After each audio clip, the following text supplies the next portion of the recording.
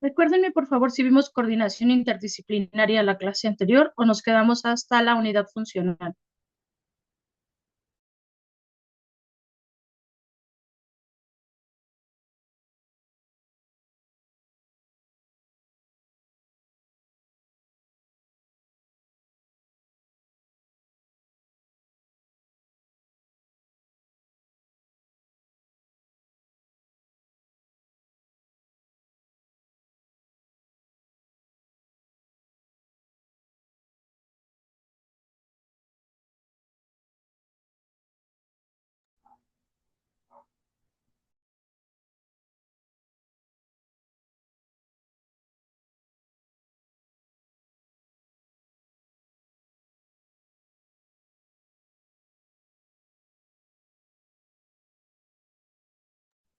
Esta parte ya no la vimos, doctora. Creo que ya no. Nos quedamos en lo anterior.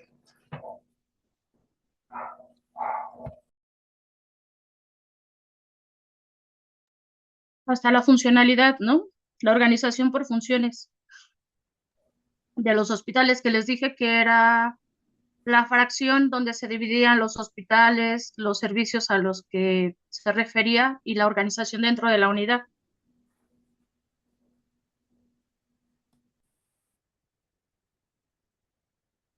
Vimos las estrategias de mejora, doctora, Ujú.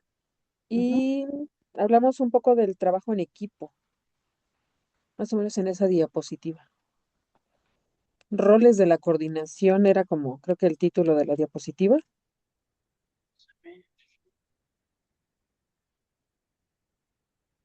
Entonces sí vimos coordinación interdisciplinaria. Hasta ahí nos quedamos. Ajá, coordinación interdisciplinaria, beneficios, roles de la coordinación, estrategias de mejora y trabajo en equipo. Gracias. Sí.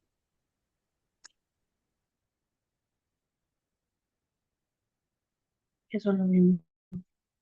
Nos quedamos hasta unidades de gestión clínica. Ya recordé.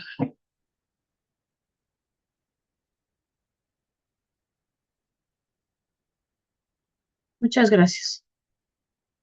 Ok, pues vamos a ver otra parte de la división o los tipos de hospitales que se llama unidades de gestión clínica, donde son estructuras organizativas dentro de un sistema de salud, que lo único que hacen es buscar la mejora de la calidad de la atención sanitaria y la gestión de los recursos que estos requieren. Son entidades organizativas que permiten a los profesionales de la salud gestionar de manera autónoma los recursos, tanto humanos como materiales, asignados a su ámbito de atención. ¿Cuál es su objetivo? Pues mejorar los procesos asistenciales y garantizar una atención sanitaria de calidad, lo que optimiza la gestión de recursos y la eficiencia de sistemas.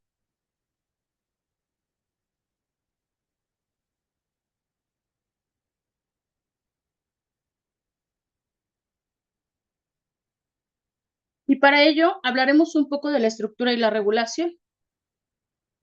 Estas unidades se constituyen en centros o instituciones sanitarias y están reguladas por normativas específicas como el Real Decreto RD 2015, que nos establece las bases para su implementación y el Sistema Nacional de Salud, donde la regulación a nivel nacional está en proceso. Muchas comunidades se manejan de manera autónoma, ya que implementan su propia normativa para estas unidades. Y entendamos que una unidad de gestión es una organización dentro de un sistema sanitario que aglutina el personal y los recursos para brindar atención de calidad en un área específica, con autonomía para planificar objetivos asistenciales, docentes y de investigación, así como para gestionar su presupuesto y su personal.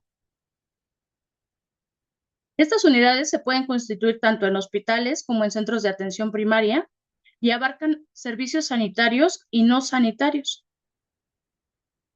que colaboran para la consecución de metas clínicas y administrativas. ¿Cuál es la función de estas unidades de gestión clínica?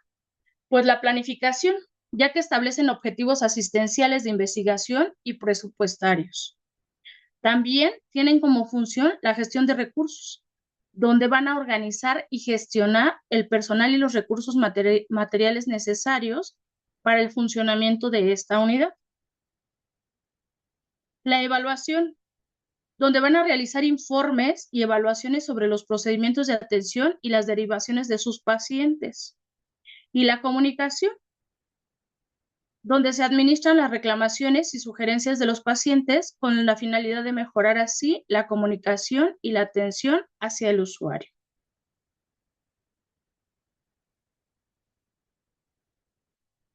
Son fundamentales estas unidades para la sostenibilidad del sistema sanitario, ya que nos permiten una mayor participación de los profesionales en la toma de decisiones y en la gestión de recursos, lo que nos contribuye a una atención más centrada en el paciente y a la mejora continua de la calidad asistencial. Son una pieza clave en la organización de los sistemas de salud, ya que lo que buscan es mejorar siempre la atención y la eficiencia en la gestión de sus recursos.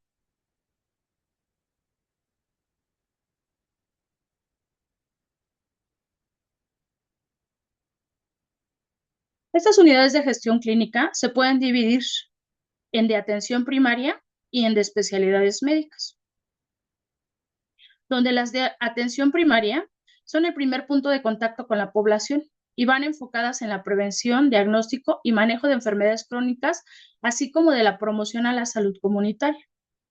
Ejemplo de ellos pueden ser los centros de salud rurales, los centros de salud urbanos, que están integrados por médicos, enfermeras y personal administrativo. Y en las unidades de especialidad médica encontramos que brindan la atención especializada en áreas como cardiología, endocrinología o oncología, con equipos de profesionales que forman parte para manejar las patologías complejas. Dentro de estas unidades encontramos las de oncología médica o las de hematología o las unidades específicas especializadas de cardiología.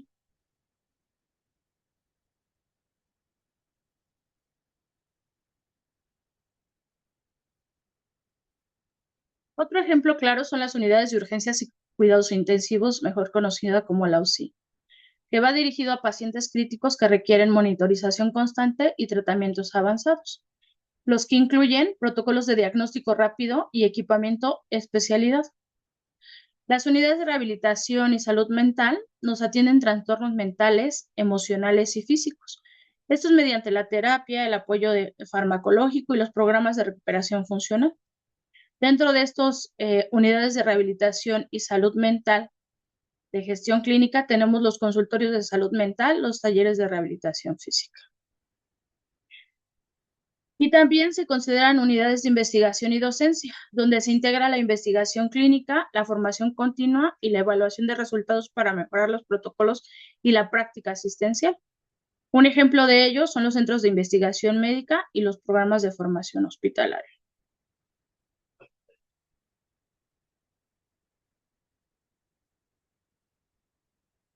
También encontramos unidades de cuidados paliativos, que nos proporcionan la atención integral a pacientes con enfermedades avanzadas, centradas en la calidad de vida, control del dolor y el soporte emocional. Estos ejemplos son específicos de hospitales de unidad de gestión clínica de algunas zonas de España, como son el Hospital Clínico de San Carlos de Madrid, que cuenta con 4 institutos y 9 unidades de gestión clínica, incluyendo cardiología, neurociencia, psiquiatría y geriatría. Y otra unidad de gestión clínica es la Corporación Sanitaria Clínica de Barcelona, que dispone de 10 institutos y unidades de apoyo transversal, integrando áreas como alergia, oncología, microbiología clínica, medicina nuclear y prevención de salud laboral.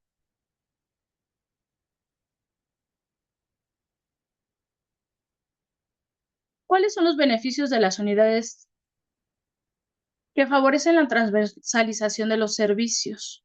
Nos permiten que los equipos trabajen de manera coordinada y centrada en el paciente. Nos optimizan el uso de recursos, nos mejoran la calidad asistencial y disminuyen la fragmentación de los sistemas sanitarios. Cada unidad define un objetivo, indicadores de rendimiento, seguimientos de pacientes y procesos de evaluación continua que nos garantizan la eficiencia y la sostenibilidad de los sistemas de salud. Son herramientas esenciales que nos permiten a los hospitales y centros de salud organizarnos por áreas de atención para mejorar la eficiencia y fomentar la investigación, así como elevar la calidad de los servicios hacia la población. Entonces, encontramos como unidad funcional un hospital que se va a fraccionar o se va a fragmentar o se va a administrar de manera fragmentada para tener un bien común o una organización común hospitalaria. Pero las unidades son las áreas específicas que son claves para el funcionamiento adecuado de nuestro hospital. También es una fragmentación, pero ya de una área específica, que es autónoma y determina las necesidades tanto de infraestructura como de personal, como de recursos necesarios para su buen funcionamiento.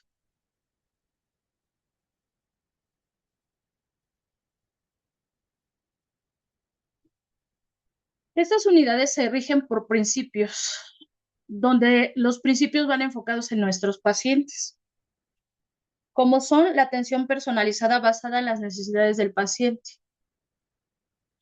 la mejora de la seguridad y la satisfacción del paciente mediante protocolos estandarizados, promoción de la participación activa del paciente en decisiones de su tratamiento, siempre basado en evidencia científica y medicina basada en evidencia. Todas las decisiones diagnósticas, terapéuticas y preventivas se deben apoyar en estudios validados y revisiones sistémicas. Se debe de hacer el uso de guías de práctica clínica, lo que nos va a estandarizar procesos y reducir la variabilidad de la asistencia hacia nuestros pacientes. Con una gestión eficiente del personal, de insumos, tecnología y presupuestos clínicos. Con una aplicación de metodología específica y una coordinación interdisciplinaria en equipo para las diversas especialidades médicas y de áreas administrativas que existen en estos hospitales. Debe de haber la creación de comités donde hay reuniones periódicas para asegurar la alineación de objetivos clínicos y administrativos.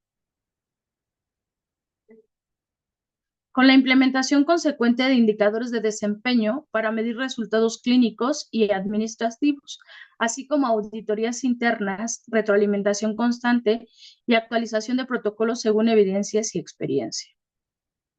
Debemos de realizar la delegación de decisiones clínicas administrativas a los niveles más cercanos a la atención, lo que nos garantiza la responsabilidad y transparencia, con una formación y empoderamiento del personal para que aseguremos las decisiones fundamentadas en datos clínicos y, como ya bien lo dijimos, basado en guías de práctica clínica y evidencia científica.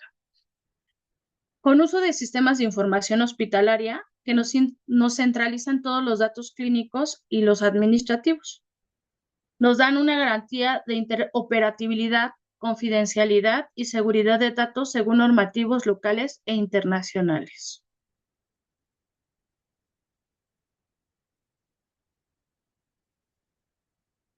¿Cuáles son las estrategias para la implementación de esto? La protocolización de procesos asistenciales basados en guías de práctica clínica y evidencia científica. La capacitación continua del personal en nuevas tecnologías, métodos y enfoques centrados en el monitoreo de resultados asistenciales, financieros y de satisfacción al paciente. Incentivos apropiados para motivar mejoras en la calidad y eficiencia, combinando reconocimiento profesional y mecanismos económicos prudentes, así como la adaptación a contexto local, lo que nos ajusta a protocolos internacionales, a recursos como epidemiología y cultura institucional.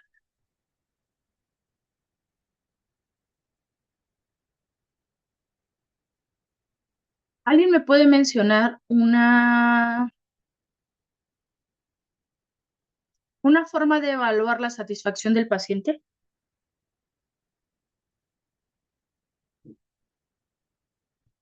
¿Cómo puedo yo percibir la satisfacción de mi cliente o del paciente o del familiar? ¿De qué manera podría yo evaluarla?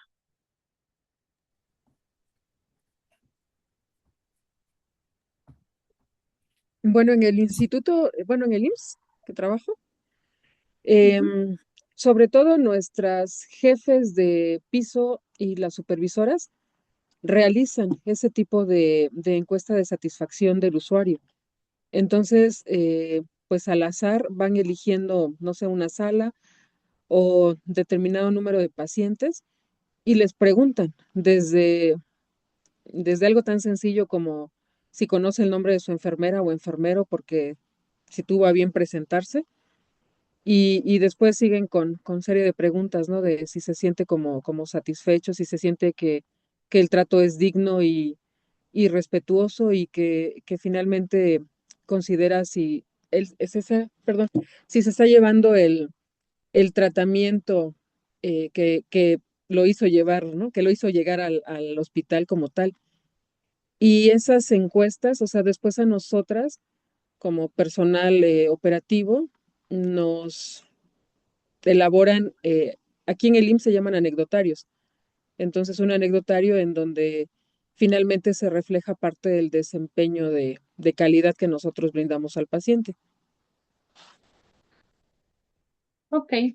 Sí, son unas encuestas estandarizadas que se llaman encuestas de satisfacción de trato adecuado y digno, donde se implementan para ver, engloban todas las características de la atención de todo el personal de todo el establecimiento, así como la percepción de, de si se surtió la cantidad de insumos requeridos, si considera que estuvo el personal en contacto el tiempo que requería la atención, si fue escuchado, si realmente cumplimos con las necesidades que requería el paciente, si, lo, si, le, si le preguntamos si estaba de acuerdo en su tratamiento, si le dimos opciones de tratamiento, si se le surtió el medicamento completo, eh, en el que si tardó mucho tiempo en esperar,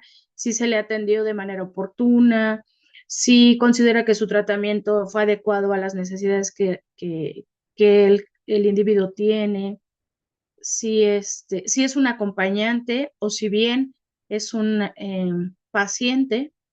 Y esas encuestas las encuentran en la página de la DGES, que se llama CESTAT. El programa se llama CESTAT. Y eso es con la intención de generar indicadores de calidad en la atención en la salud. Y estos indicadores lo único que nos ayudan o nos aportan es a mejorar siempre la calidad de la atención, pero de alguna manera nos ayudan a implementar a nivel federal las estrategias para el funcionamiento adecuado de las instituciones y que el cliente o el usuario o el paciente, como gusten llamarlo, se vaya con una mayor satisfacción o lo que llaman una mejor sonrisa, ¿no? Y que de alguna manera ellos perciban que la calidad de la atención que les fue brindada sea buena o sea mala. Y sí, generalmente se hacen reuniones mediante un CUCASEP o un CICASEP, independientemente de la institución donde elabore. Y entonces en ese CICASEP, en ese CUCASEP se generan las estrategias, bueno, se mencionan los resultados obtenidos y se generan estrategias para la mejora de la atención, ¿no? En lo que estén fallando. Por ejemplo, porque les digo que preguntan sobre todo el personal desde el guardia de la entrada hasta el personal de farmacia, que es la última persona con quien tienen contacto. Y entonces se generan estrategias para la atención dependiendo de cada departamento. Por eso es importante lo que les mencionaban acá abajo de los comités, ¿no? Que debemos de tener comités que implementen estrategias y es donde se define qué es lo que se tiene que corregir y qué es lo que se tiene que hacer.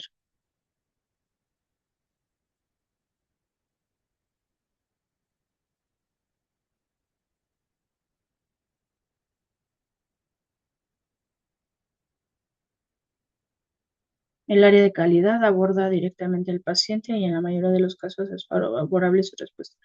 Estas encuestas, más bien, a las encuestas tenemos acceso todos A la implementación de ellas siempre se le asigna a un personal responsable. No necesariamente tiene que ser el área de calidad, puede ser un jefe de servicio, un jefe de área o un aval ciudadano. En realidad se tendría que hacer una comparación.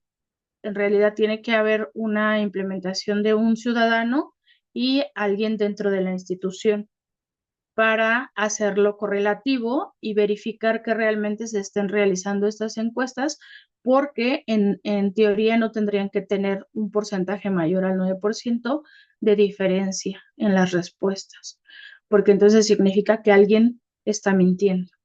Entonces se hacen de manera conjunta y, eh, y se hace un comparativo, un estudio comparativo entre ambas para verificar que realmente lo que se está,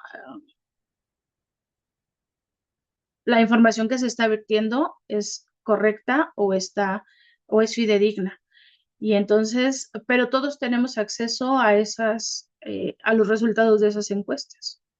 Yo como personal puedo acceder a las diferentes instituciones, unidades de todo el país y verificar en qué en realidad están fallando o no está funcionando de manera adecuada, o bien si realmente ese hospital, esa clínica, esa unidad de especialidad eh, está proporcionando la atención con un resultado de satisfacción plena para los pacientes, ¿no?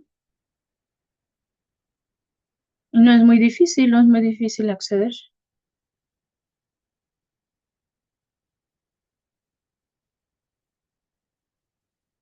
Janet dice, en mi unidad hospitalaria existen buzones de quejas y sugerencias. De igual manera, se realizan recorridos por parte de autoridades, supervisores y jefes de servicio para realizar encuestas de manera directa con los pacientes. Sí. Bueno, el sistema de buzón es un sistema que funciona de una manera diferente a lo de las encuestas, porque las encuestas eh, tienen preguntas dirigidas específicas y tienen ítems de respuesta múltiple donde solo podemos tachar la respuesta que nos proporciona, ¿no? O sea, no son de preguntas abiertas. A diferencia del buzón, el buzón les pide que la queja sea por escrito, que de preferencia identifique al personal que va dirigido la queja, quién la implementa y los datos generales de quién realiza esa queja, porque a ellos se les da una atención más individualizada y de manera personal. Esas quejas van más en específico y en lo puntual para un personal en específico. Sí las llegan a hacer de manera global, más sin embargo, a ellos sí se les tiene que dar una respuesta.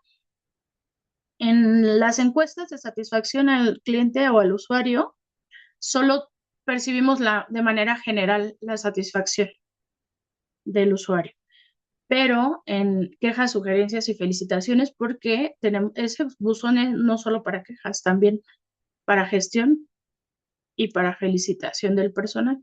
Se hace de manera individual y más específico para algún personal o para farmacia, por ejemplo, para alguna área, para alguna unidad.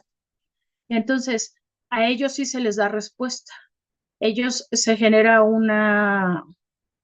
se le llama un acta constitutiva donde, no, donde se explica la problemática, se dirigen al área en específico de la problemática y en esa área se pactan acuerdos, se le llama a la persona que realiza la queja y se le da resolución a la situación que le está atañando, que le converge.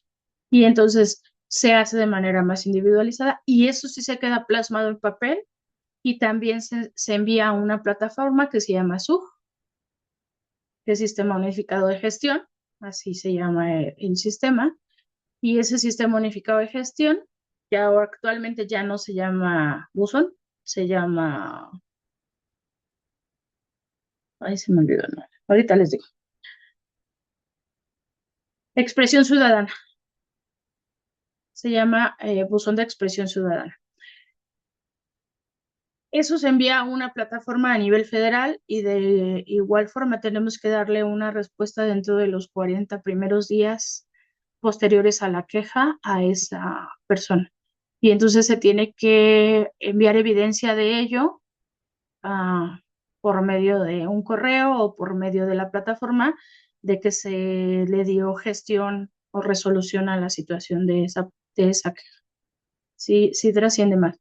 Entonces, ¿qué pasa? Ustedes dicen, bueno, no, la queja no va más allá. Sí, cuando nosotros estamos teniendo más quejas de lo normal o de lo común, mediante o por un personal en específico o un área en específico o un servicio en específico, si se hace la gestión, se llama de nivel primero estatal o federal, dependientemente de la unidad que esté teniendo la queja constante.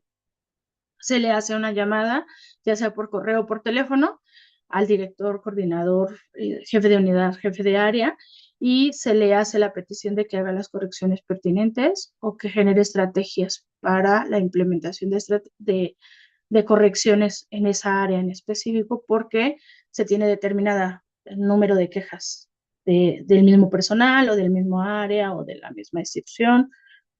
A ese sí se le da seguimiento, a diferencia de las encuestas. Las encuestas solamente nos generan indicadores de rendimiento o de satisfacción, mejor dicho, ¿vale? Y la queja sí tiene más implementación o más injerencia a nivel federal, más alto, por así decirlo, porque va individualizada.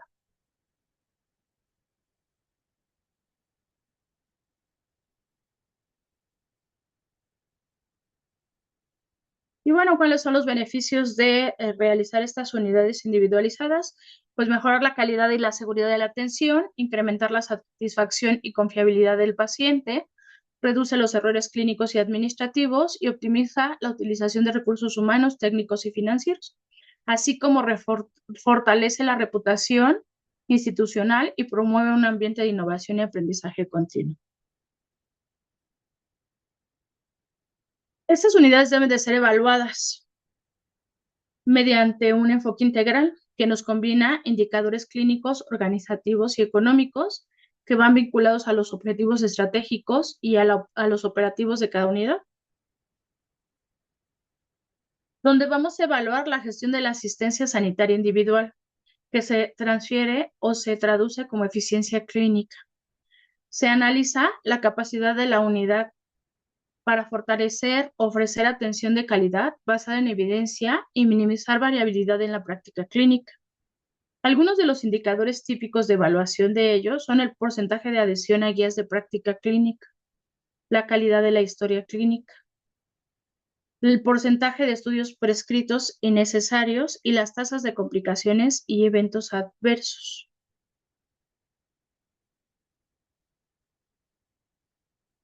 También se evalúa la gestión de los procesos con la efectividad y continuidad de ellos, con la intención de mejorar los procesos asistenciales que nos garantizan la accesibilidad, continuidad asistencial y la participación del paciente. Dentro de los indicadores que encontramos en la gestión de procesos para verificar la efectividad es la satisfacción del paciente y familiar, la eficiencia de la gestión de camas y consultas, el cumplimiento de protocolos de docencia e investigación y la actualización de manejo adecuado de sistemas de información clínica. ¿Alguien me puede decir cómo podemos verificar el cumplimiento de protocolos de docencia y investigación?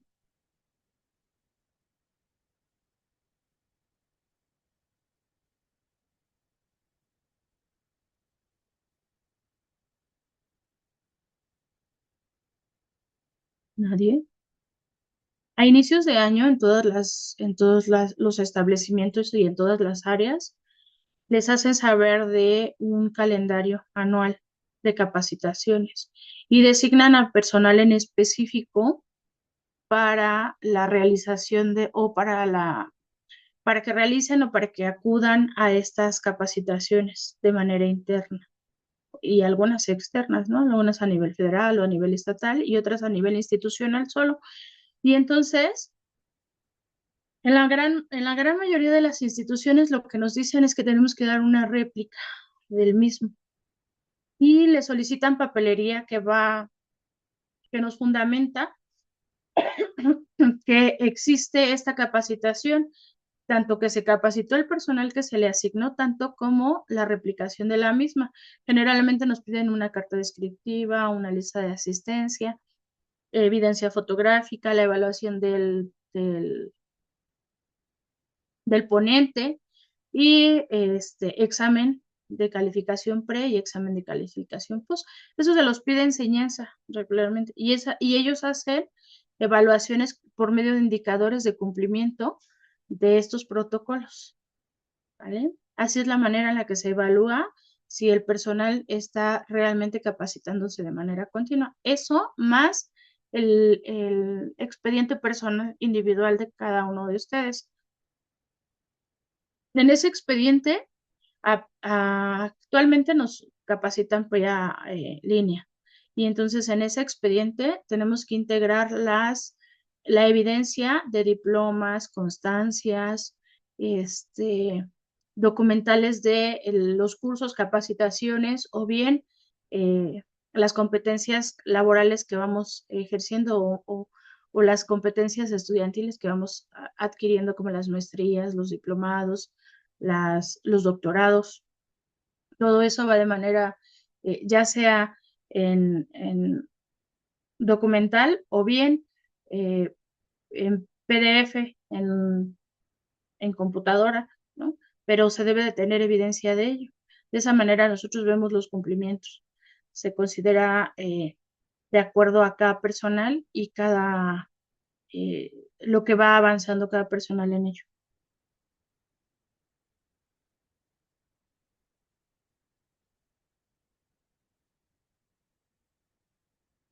Los congresos entran en esa capacitación. Todo lo que ustedes realicen, todo lo que ustedes realicen para un currículum es importante.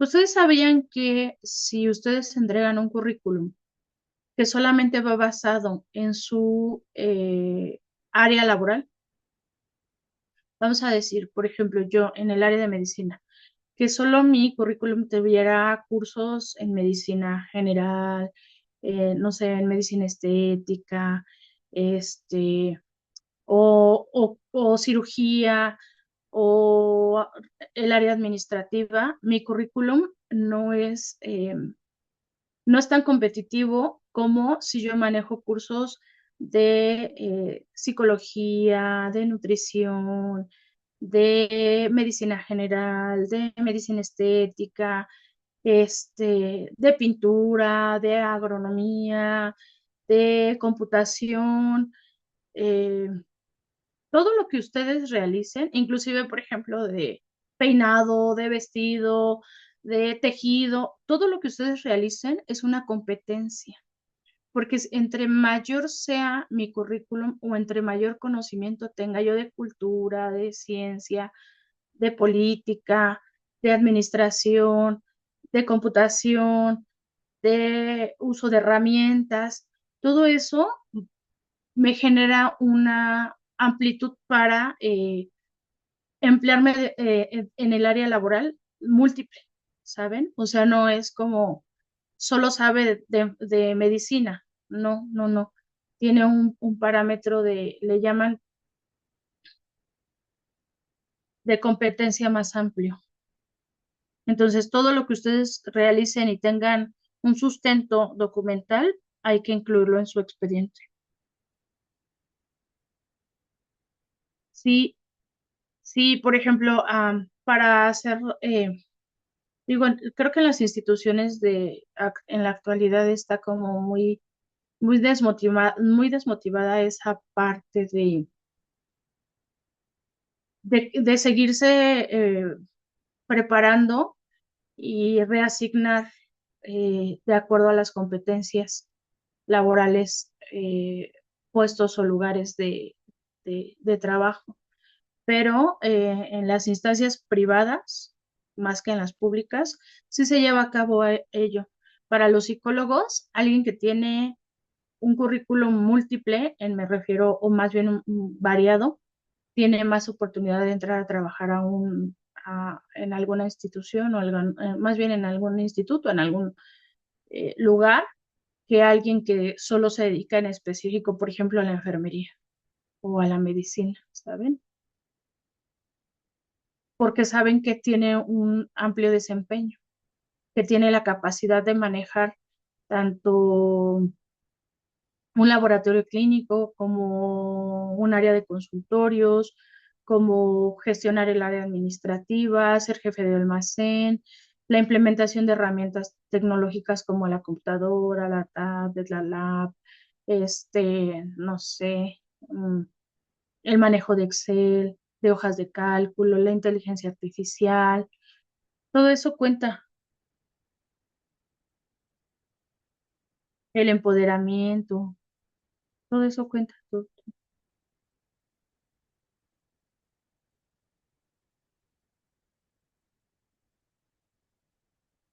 Además del currículum oculto, aquí nos dice Sandra. Eso es correcto, Sandra. Entonces, todo lo que ustedes realicen, em, tienen que agregarlo a su expediente, porque todo cuenta. Y eso ah, nos sirve a nosotros como indicador de la capacitación que ustedes van adquiriendo de manera continua. Hay muchas personas que realizan sus cursos de manera individual, pero nunca agregan a su currículum o bien a su expediente individual estas constancias o estas capacitaciones. Y entonces es como si no existiera, como si no las tuvieran, como si nunca lo hubieran hecho.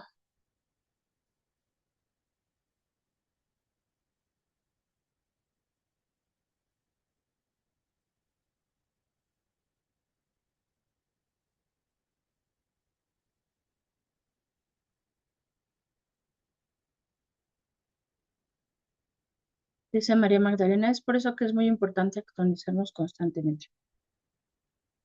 Así es, Magdalena. A lo que se refiere Sandra con el currículum oculto es a todos los comportamientos, a lo que le llamamos nosotros aptitudes o actitudes, ¿vale? A todas aquellas cosas a las que somos afines o bien la capacidad que tenemos de realizar algunas actividades. Por ejemplo, podemos tener una doctora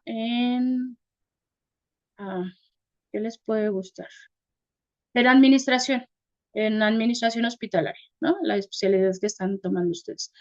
Pueden tener una enfermera con doctorado en administración hospitalaria, pero si esa enfermera o esa, así, no es empática, no tiene tolerancia, no tiene paciencia, no tiene carisma, este, no tiene buen trato, am, no le agradan los niños.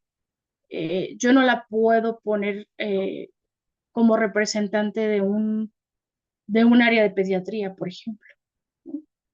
No la puedo poner, por mucho doctorado que tenga, no tiene las características específicas porque va a estar trabajando con niños y con madres y padres de niños. Entonces, y mucho menos, por ejemplo, ponerla en un área oncológica, ¿no? Donde tienes que tener empatía con el paciente, donde tienes que tener consideraciones, donde le tienes que dar guía, donde tienes que tener paciencia, porque además, pues esos pacientes están vulnerables, son pacientes que tienen fragilidad emocional, ¿no? Entonces, si tú te encuentras con una persona muy dura que lleva a la coordinación de una área como esas y que tiene esas características, es alguien que no te funciona, porque al final del día vas a tener muchas quejas del trato que tienes hacia el usuario, ¿no? Y entonces, a veces cuando nosotros no le damos la importancia a esa parte de qué opinan los demás de mí, cuando no le damos esa importancia, entonces no podemos mejorar o progresar, ¿no? Entonces, a eso es a lo que se refiere Sandra.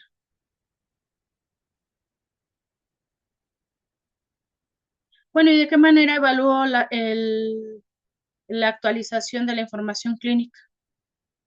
¿Cómo se les ocurre?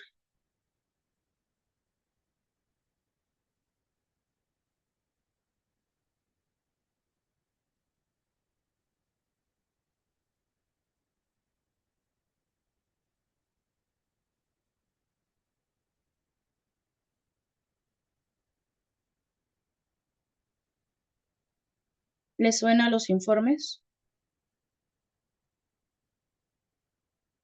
Lo que nosotros enviamos de información o subimos a plataformas, pues es una manera de verificar que se esté realizando el trabajo que se solicita o que se debe de hacer, ¿vale? Para eso se implementan los informes anuales, mensuales, semestrales, trimestrales, diarios. Eso va dependiente del área que se esté valorando o evaluando.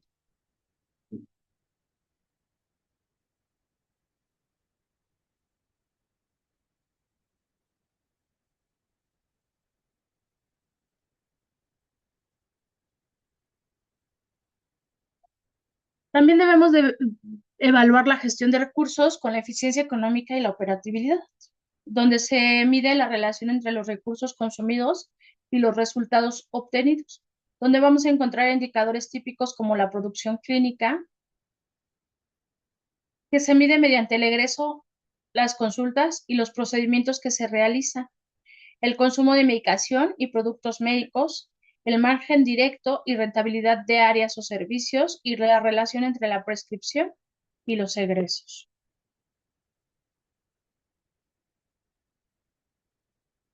Existen diversas herramientas y metodologías para hacer esta validación o esta evaluación, donde existe un acuerdo de gestión para las unidades. Y este documento nos centraliza la información del compromiso y el objetivo, así como los resultados que esperamos, donde nos incluyen indicadores de eficiencia, eficacia y calidad. Y son sistemas de información que están normalizados y que nos permiten la medición en tiempo real de actividad clínica, los recursos utilizados y los resultados obtenidos, ¿no? Este que está aquí es un ejemplo claro de este acuerdo de gestión. Y esta herramienta ya está estandarizada, ya está aprobada y es utilizada de manera constante.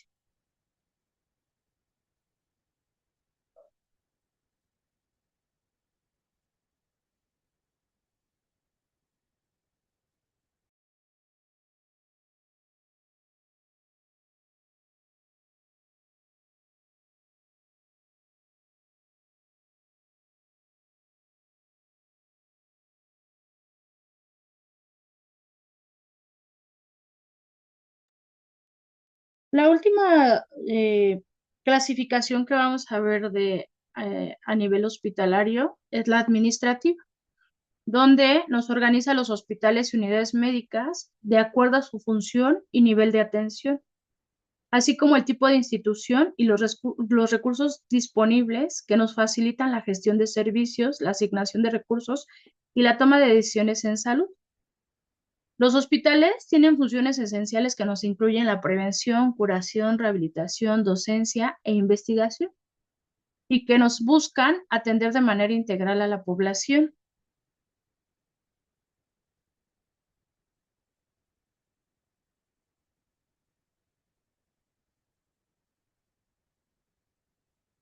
Desde el punto de vista funcional, el clasificador por funciones de atención nos permite organizar los servicios de salud por finalidad en categorías como son la atención curativa, que se refiere al hospital, a la atención ambulatoria o el hospital del día, la rehabilitación y la atención de larga duración, los servicios auxiliares y la provisión de bienes médicos, la atención preventiva y promoción de la salud y la administración y financiamiento de los sistemas de salud.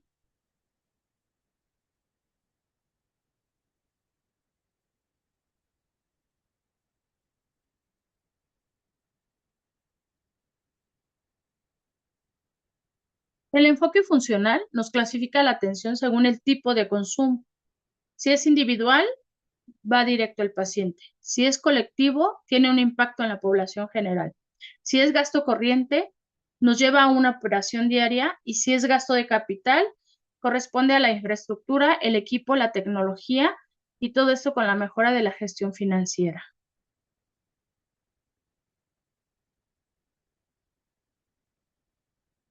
A nivel administrativo, el INEGI nos establece la clasificación de instituciones de salud en 4 niveles.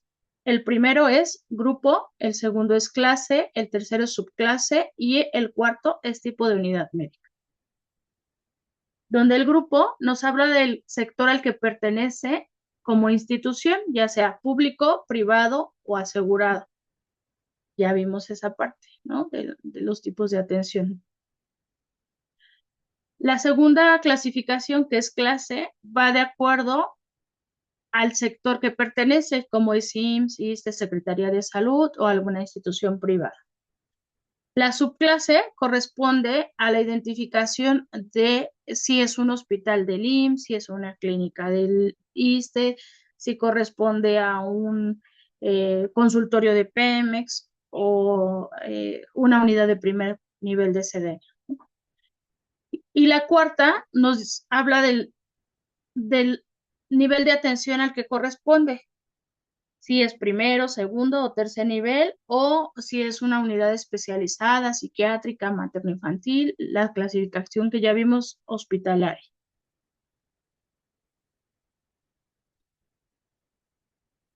La administración hospitalaria se organiza en secciones y departamentos, donde la sección administrativa pues nos gestiona el personal, el presupuesto y la planificación. La sección de servicios técnicos nos habla de laboratorio, radiología, farmacología, mantenimiento y soporte técnico. Y la sección de servicios médicos nos da la atención directa al paciente, incluyendo la hospitalización, la cirugía y los cuidados especializados.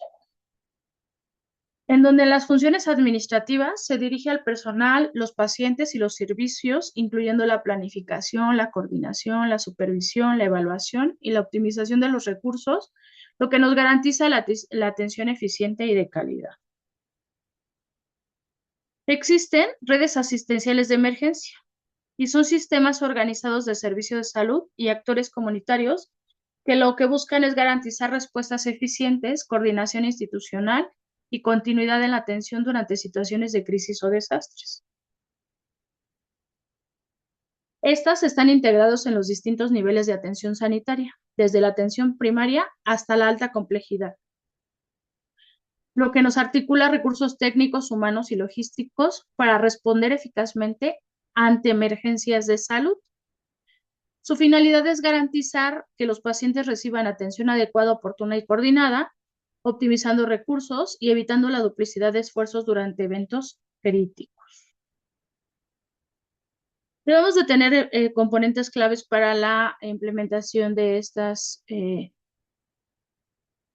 estas redes de emergencia, como son las instituciones de salud, que nos incluyen hospitales generales, unidades de urgencia, centros de atención primaria y laboratorios, que se coordinan mediante protocolos estandarizados y sistemas de referencia y contrarreferencia.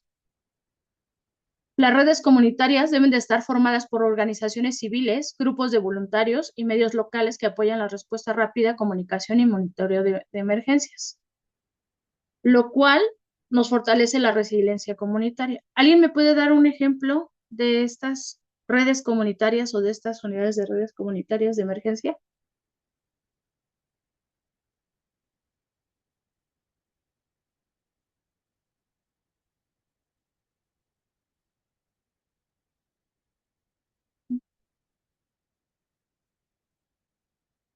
En las embarazadas actualmente hay un programa que implementa la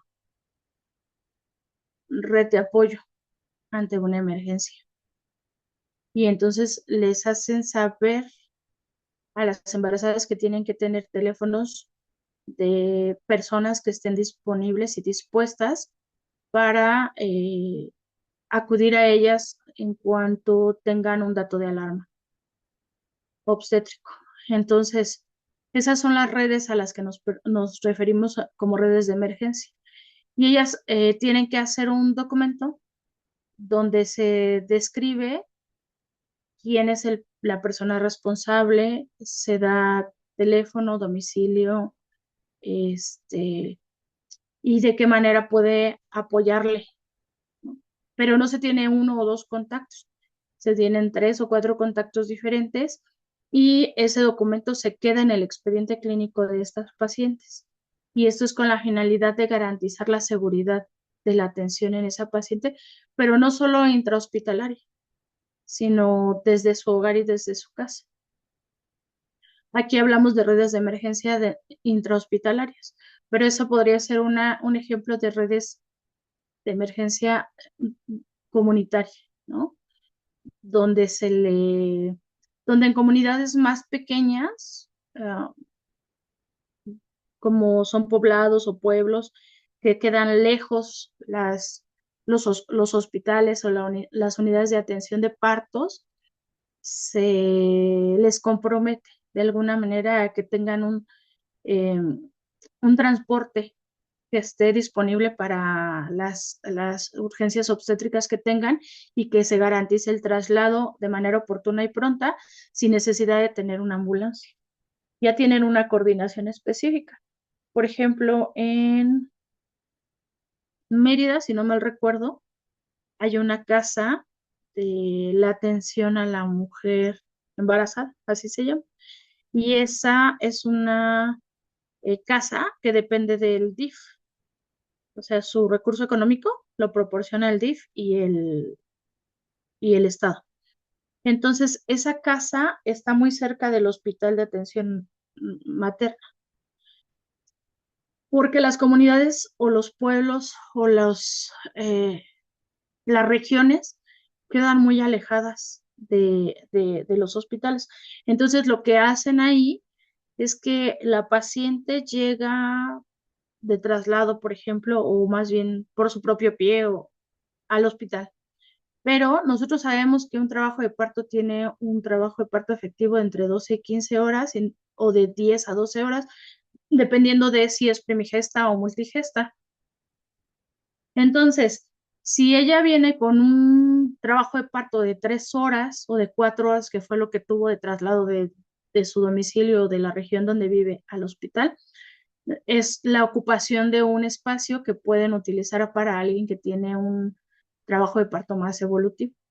Entonces lo que hacen es que las envían a esa casa, que no está muy lejos, me parece que 30 minutos del hospital materno infantil. Entonces, en esa casa les proporcionan un espacio, una cama para que tengan la evolución del trabajo de parto de manera tranquila y no tengan que trasladarse nuevamente hasta su domicilio o su lugar de origen,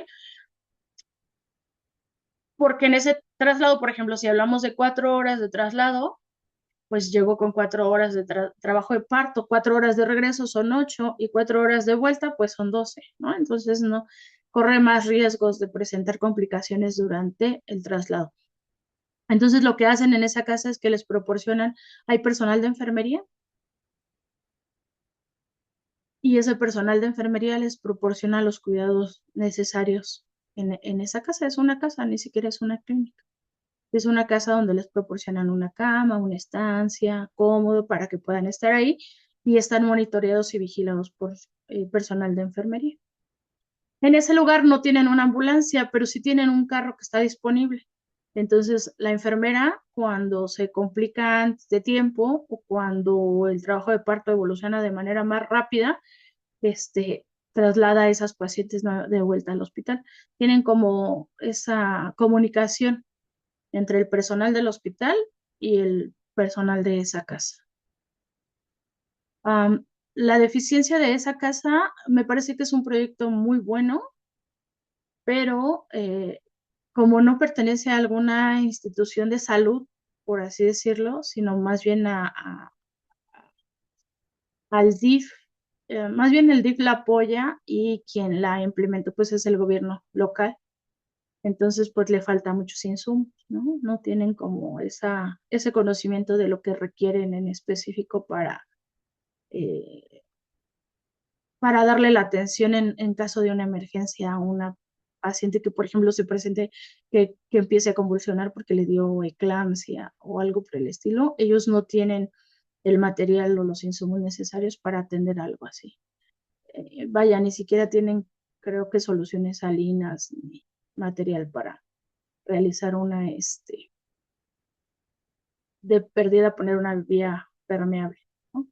Entonces, sí tiene muchas deficiencias de insumos, más sin embargo, ellas trabajan de manera conjunta con el hospital y me parece que es un buen proyecto, solo que les faltaría aterrizar en la parte de la operatividad, ¿no? Esa parte de la operatividad y la administración y la organización para que esa casa fuera, pues, eh, más funcional y lo pudiéramos tomar como una red comunitaria también.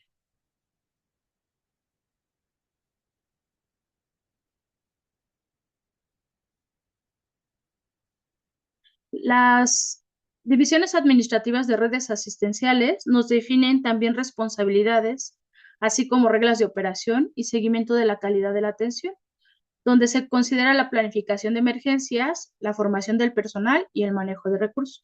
Lo que les decía con esta casa de Mérida, ¿no? Que, o sea, tiene el recurso, tal vez tiene la capacitación, o más bien tiene la formación del personal, pero no tiene el recurso físico y económico para tener lo necesario para la implementación.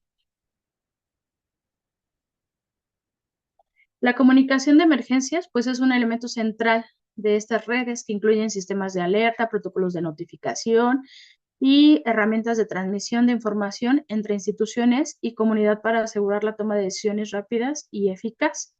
En este caso, ellos sí tienen esa red de comunicación porque ella está en contacto con los ginecólogos de este hospital y entonces si ella observa alguna emergencia obstétrica, le llama al médico que esté de guardia o turno y entonces ya están esperando a la paciente en lo que ella traslada a sus pacientes. ¿Cuáles son los beneficios de las redes asistenciales de emergencia? Pues mejoran la eficiencia y la eficacia de la respuesta a emergencias de salud. Fomentan la coordinación interinstitucional entre la comunidad. Optimizan la utilización de recursos humanos, técnicos y logísticos. Promueven la continuidad de la atención y la seguridad del paciente durante crisis.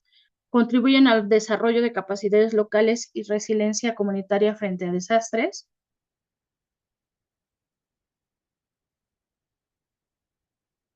Bueno, ya les di los ejemplos. Existe un manual de comunicaciones para redes comunitarias resilientes, así se llama, y este nos proporciona una guía y bibliografía para cada fase de la emergencia y nos fortalece la capacidad de las comunidades para actuar cordialmente. Y bueno, he de decirles que nos acercamos a la recta final del primer cuatrimestre y entonces tenemos que tener una manera de evaluación y vamos a empezar a implementar las tareas, donde la primera tarea será investigar e identificar 2 ejemplos de redes asistenciales de emergencia, realizar un breve análisis y mencionar cómo se implementarían en su área laboral o en el instituto donde ustedes ejercen. Tienen que enviar un archivo PDF al correo carlinegrete09@gmail.com. La fecha límite para la entrega de esta tarea es el 28 de febrero a las 10 de la noche. ¿Dudas, preguntas hasta aquí?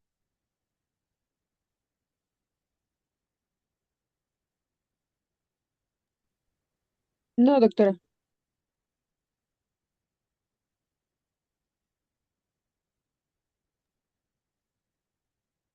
No, doctora. Gracias.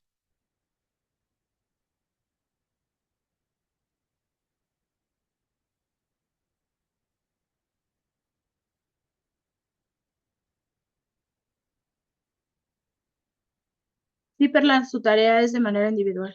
Así es. Tengo entendido que nosotros concluimos en marzo. Entonces, la forma de evaluación que yo les había propuesto era tareas, un trabajo que se iba a realizar y el examen final. Prácticamente estamos a 4 semanas de terminar el cuatrimestre, entonces se implementarán 4 tareas. Les voy a asignar la siguiente clase, tema de exposición,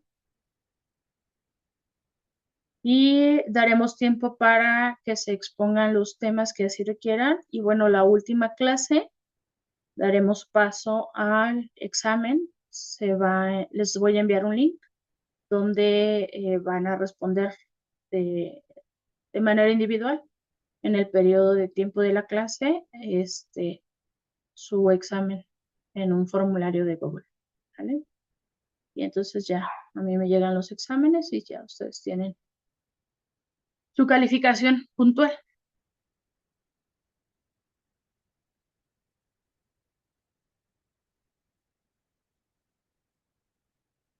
¿De qué va a venir el examen? Pues hasta el día de hoy lo que hemos visto.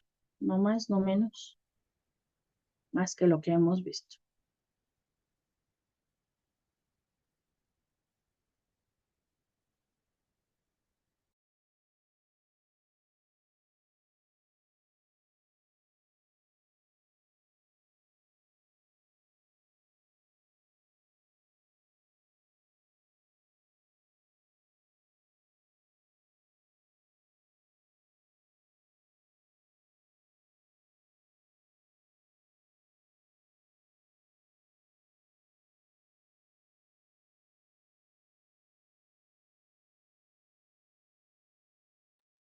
Ok, bueno, entonces voy a presentarles la siguiente ponencia. Denme un momento.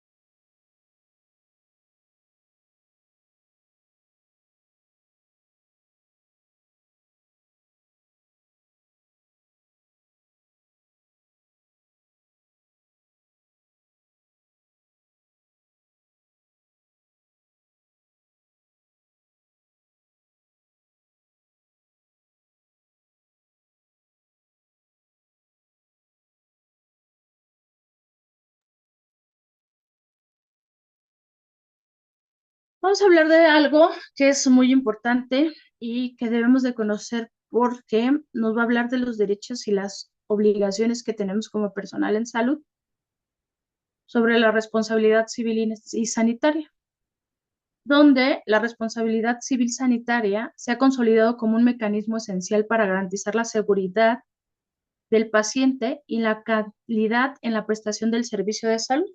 Su función va más allá de un requisito legal y es una herramienta integral de gestión de riesgos que nos protege tanto a los profesionales de la salud como a los pacientes y en las instituciones sanitarias. Y para ello tendremos que ir paso a paso, hablando de la negligencia, que se define como la actuación del profesional a la salud que por omisión o acción indebida no brinda el cuidado esperado, ocasionando daño al paciente en el contexto legal mexicano, donde la responsabilidad civil sanitaria surge cuando existe un daño, un hecho ilícito o una relación causal demostrable entre ambos, considerando tanto daños patrimoniales como morales. Y vamos a referirnos como daño al menoscabo físico, psicológico o patrimonial que sufre el paciente, que incluye la pérdida de las funciones corporales, el deterioro de la salud y la consecuencia económica derivada de un acto médico. Y como hecho ilícito, vamos a llamar a la culpa o la negligencia, que es la acción médica que debe evaluarse bajo la diligencia esperada. La tropa judicial mexicana ha definido que la responsabilidad de médicos e instituciones privadas es principalmente de medios, es decir, que nos exige que los profesionales desplieguemos todos los cuidados posibles que no garanticen un resultado específico, sino más bien que se realicen las actividades de la manera correcta y basada en evidencia científica. La relación causal se requiere para un nexo lógico entre la acción y la omisión del profesional de la salud y el daño sufrido, lo que nos prueba que hay una relación que puede ser compleja si el historial clínico o el consentimiento informado no están disponibles. Existen diferentes tipos de negligencia médica, como son los errores de diagnóstico, los errores quirúrgicos, los errores de medicación, la falta de consentimiento informado, las lesiones durante el parto de los neonatos y las infecciones nosocomiales y errores de cuidados operatorios o posoperatorios, perdón, donde los errores de diagnóstico nos hablan del retraso diagnóstico incorrecto o la ausencia de un diagnóstico, como por ejemplo en un cáncer de páncreas o de mama y que no se detecta de manera oportuna porque las pruebas diagnósticas son tardías o no tenemos agenda disponible para realizar estas pruebas diagnósticas, ¿no? Como un ultrasonido, una biopsia dirigida, un marcador tumoral, por ejemplo. En los errores quirúrgicos, pues encontramos las cirugías que se realizan de manera equivocada en el lugar equivocado, o bien cuando hay la retención de un cuerpo extraño, o generamos un daño a órgano adyacente, o procedimientos innecesarios, ¿no? Ya vimos que para reducir este tipo de actividades o de errores en el área quirúrgica, pues tenemos que hacer una doble verificación de los procedimientos, ¿no? Y la identificación correcta de nuestro paciente. Y eso es con la finalidad de evitar las negligencias médicas a las que nos vamos a enfrentar o nos pudiéramos enfrentar más bien en la práctica clínica. En los errores de medicación, pues tenemos la administración incorrecta de fármacos, las dosis inadecuadas y la omisión o contraindicación a alergias. También ya vimos de manera correcta y de manera puntual todo lo referente a la seguridad en la medicación. Cuando hay la falta de un consentimiento informado y se realizan procedimientos sin informar adecuadamente los riesgos y alternativas de nuestros pacientes, ¿no? O el consentimiento informado no está correctamente llenado o no se integra al expediente clínico o bien no tiene las firmas del personal requerido, ¿no? Se dice que tiene que tener la firma del paciente y al menos 2 testigos, más quien otorga la información. Y esto debe de ir en nombre completo, firma y cargo de los que están o los que tienen los datos de este consentimiento informado. Si no tiene esas características, ese consentimiento informado no es válido. También tiene que estar llenado de la manera correcta y completa. La institución a la que pertenece, el procedimiento que se le va a realizar, las probables complicaciones, las probables consecuencias, los tratamientos alternativos que se pueden ofrecer y fecha, hora y lugar de la realización de este consentimiento informado, ¿sale? Esas son las características específicas que tiene que tener un consentimiento informado. Si no en lo legal, un consentimiento informado que está incompleto no es un documento que nos pueda ayudar con una demanda de un paciente y que nos justifique que se hicieron los procedimientos y los procesos de manera correcta. Fíjense que hace unos días escuchaba el caso de una pediatra donde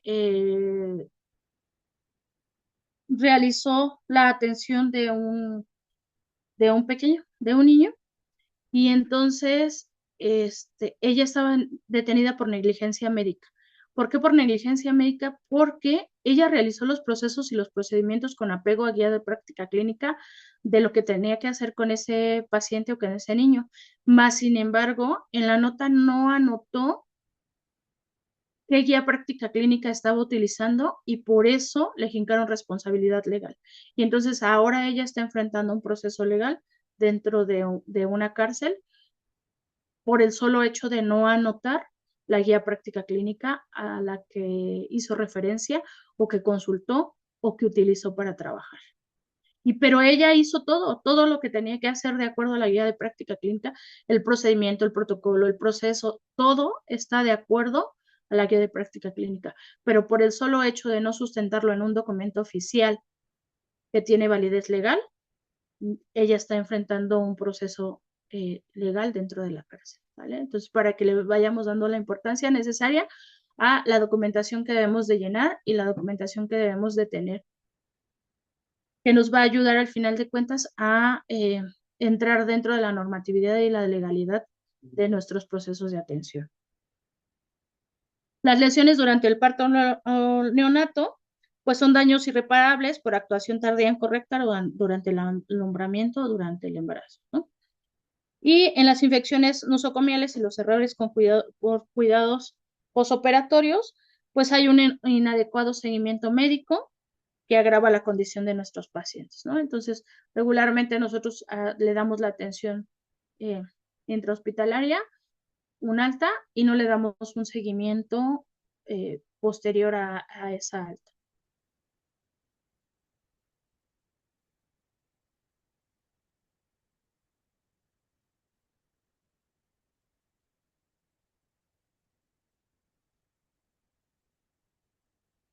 También observamos en la pediatría, pues, algunos ejemplos donde en los sanatorios privados, pues llega a fallecer eh, un infante o un neonato, y esto por la deficiencia en la atención de los tratamientos y el diagnóstico de estos pacientes, y posteriormente son trasladados a un hospital, por ejemplo, de instancia de la Secretaría de Salud o de un IMSS o un ISSSTE, de atención institucional, y entonces se cree que cuando el fallecimiento es en el enlace o bien dentro de la institución ya pública, el ejercicio del área privada pues se va a deslindar de responsabilidades, y no es así. Aquí se hace una negligencia en correlación de ambos, donde la Suprema Corte de Justicia nos establece que los hospitales y los médicos tienen responsabilidad solidaria, ¿no? Y es eso, la responsabilidad solidaria se refiere a la responsabilidad que tiene o que le compete a cada una de las instituciones que le otorgó la atención a ese paciente pediátrico.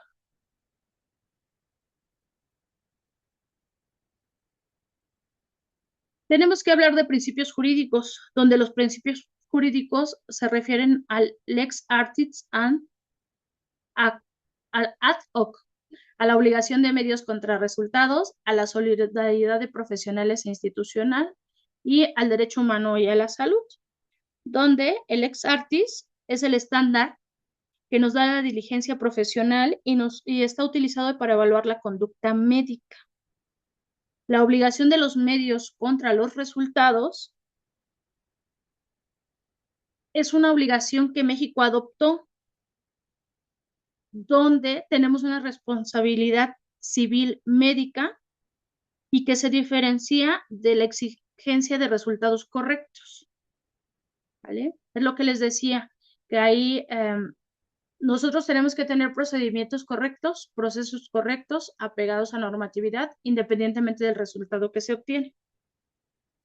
En teoría, estas regulaciones, estas normativas nos llevan a la positividad de un resultado, pero en realidad no se evalúa el resultado como tal, sino más bien se evalúa el proceso y los pasos a seguir. En la solidaridad profesional o institucional, es lo que les decía, los hospitales privados pueden ser responsables junto con los médicos si la atención médica fue prestada de formación conjunta, ¿no? O sea, si tenemos un caso donde fue trasladado a diferentes instancias y de privada a federal y de federal a estatal y de estatal a otra vez a privada, todos tienen una injerencia de responsabilidad porque fue atendido en los diferentes establecimientos independientemente del financiamiento al que corresponde. Y el derecho humano a la salud, pues tenemos que reconocer que tenemos el artículo 4 que nos habla de tratados internacionales y nos establece la obligación de el Estado y de particulares de garantizar el servicio médico seguro, accesible y de calidad para todos los pacientes. Y entonces, como bien vemos, la negligencia médica tiene consecuencias profundas sobre el bienestar de los pacientes, su familia y el sistema de salud, de manera general, en donde la responsabilidad civil sanitaria pues nos busca la protección de los derechos de los pacientes y esto lo hace mediante la reclamación de indemnizaciones por daños patrimoniales o morales, el establecimiento de criterios claros sobre la diligencia profesional, la aplicación de la regulación y arbitraje mediante la CONAMED para la resolución de controversias médicas y la tenencia de documentos como consentimiento informado, expediente clínico, que esté bien integrado y completo, y los protocolos internos que son esenciales para evaluar esta responsabilidad y garantizar transparencia, justicia y prevención de futuras negligencias.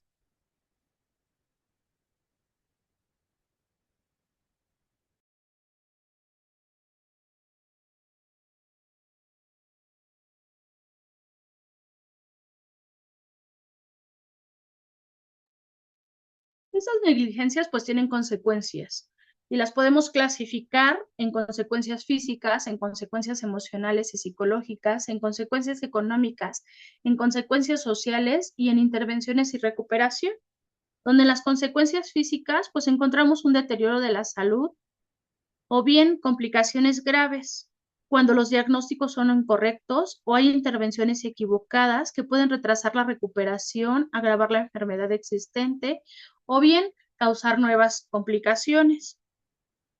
Dentro de las lesiones permanentes, pues encontramos los daños que pueden ser irreversibles, lo que incluye la pérdida de extremidades, daño cerebral o bien incluso la muerte. Y también encontramos dentro de estas lesiones físicas, pues las limitaciones funcionales, ¿no? Donde les dejamos secuela de una incapacidad temporal o permanente que no les permite realizar sus actividades cotidianas o laborales. En el impacto emocional o psicológico, encontramos que presentan estrés y ansiedad, donde muchos pacientes desarrollan miedo a futuros tratamientos médicos, pues porque después de acudir a una consulta o procedimiento necesario, se le realizó una negligencia médica o bien una iatrogenia, y entonces estos pacientes pues ya tienen miedo o estrés cuando acuden nuevamente a alguna atención clínica. También podemos encontrar dentro de estos trastornos emocionales o estas consecuencias emocionales y psicológicos por los trastornos de estrés postraumático y la depresión, donde se enfatiza por la sensación de traición, por confiar en un profesional que causa daño y genera emociones negativas y profundas hacia el personal de salud. También dentro de este daño emocional y psicológico, pues encontramos la pérdida de la confianza, donde se afecta la relación de los pacientes y profesionales, así como la confianza en los sistemas de salud de manera general. En las consecuencias económicas encontramos pues gastos médicos adicionales a los que se tendrían considerados por la corrección de errores o tratamientos complementarios y la rehabilitación prolongada de costos que aumenta esta permanencia intrahospitalaria, ¿no? Tanto para el usuario como para las personas o cuidadores que están alrededor de él mismo, ¿no?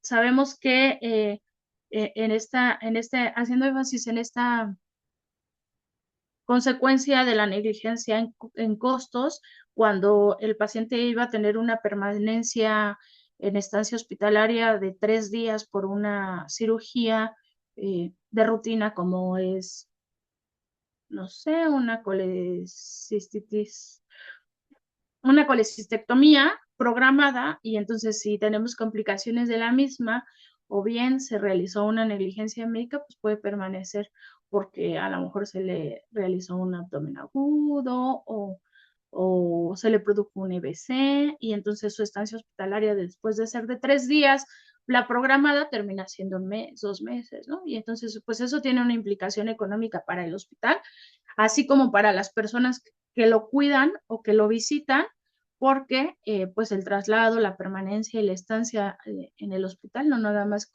corresponde al paciente, sino también a los acompañantes, ¿no? Y pues es comida, transporte, medicamentos, si es que no los hay en la institución o en el establecimiento.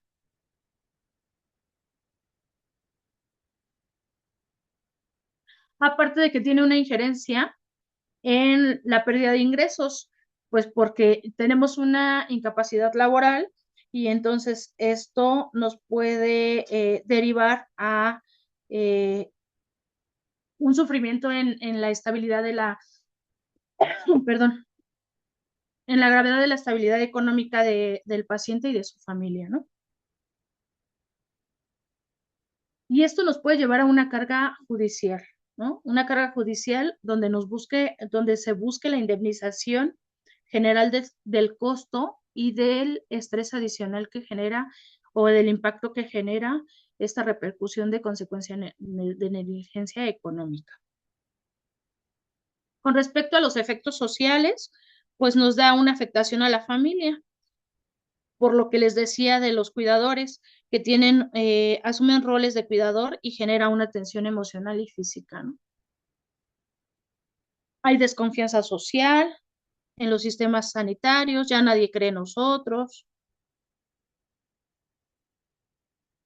se vuelven negligentes ellos a participar en programas preventivos o en atención médica rutinaria o en actividades de promoción a la salud, ¿no? O de prevención. Lo vimos, por ejemplo, cuando teníamos la pandemia y se hablaba de colocar la vacuna anti-COVID, y entonces la mayoría de la población pues tenía ese impacto social donde decían que les poníamos un chip y que así los Pero íbamos a una tener localizados. pregunta, Dígame. por ejemplo, ahí entra como cuando, por ejemplo, un paciente está hospitalizado y el familiar está como muy, no sé si la palabra correcta sería como a la defensiva o, bueno, a mí me ha tocado que últimamente los familiares ahora como que todos anotan qué le estás poniendo a su familiar, ¿no? Que te preguntan, ¿qué medicamento es? Y lo anotan. Y están como muy,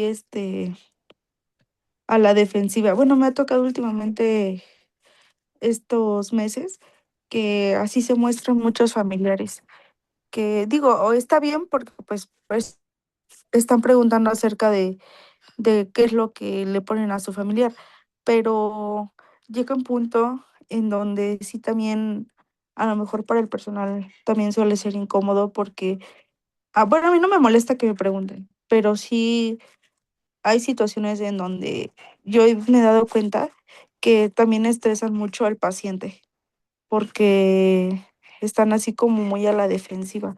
Pero no sé si eso entra ahí en lo social. A ver, Alejandra, tú me vas a dar respuesta a lo que me acabas de preguntar. Con respecto a lo que yo te acabo de mencionar, ¿qué crees que esté pasando realmente con ese familiar o con ese paciente? Sí Pues igual entra dentro de lo social, pero ¿tú qué crees que es lo que está sucediendo con ese paciente o ese familiar al que te refieres? se somete a estrés porque pues es el cuidador casi siempre tiene esa como carga de la presión, ¿no? De que tengo que estar pendiente y suele, o sea, se ha comprobado de muchas formas científicamente que el cuidador siempre suele tener ese agotamiento y ese cansancio. Por eso luego suele ser así. O sea, lo entiendo, pero también, pues, era como mi duda de que sí entraba como tal en eso. Ok, va mi respuesta. Sí entra dentro de lo social, pero yo lo que percibo en ese cuidador, porque ya me dijiste que es un cuidador y tienen culpa, dice Sandra. Ok, ahorita vemos lo de la culpa.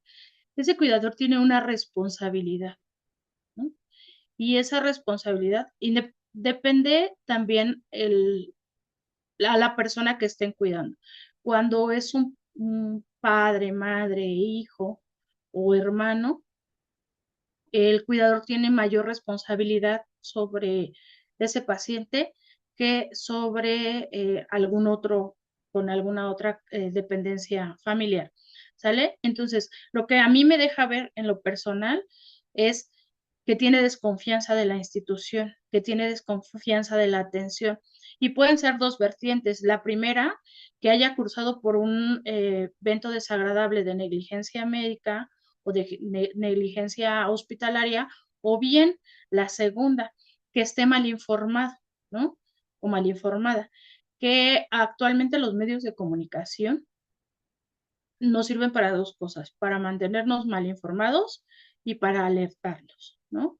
Lo vemos muy claro, que quiero tocar de manera muy superficial el tema, pero hace unos días paralizó nuestro país, ¿no? Más ni menos ayer, por, eh,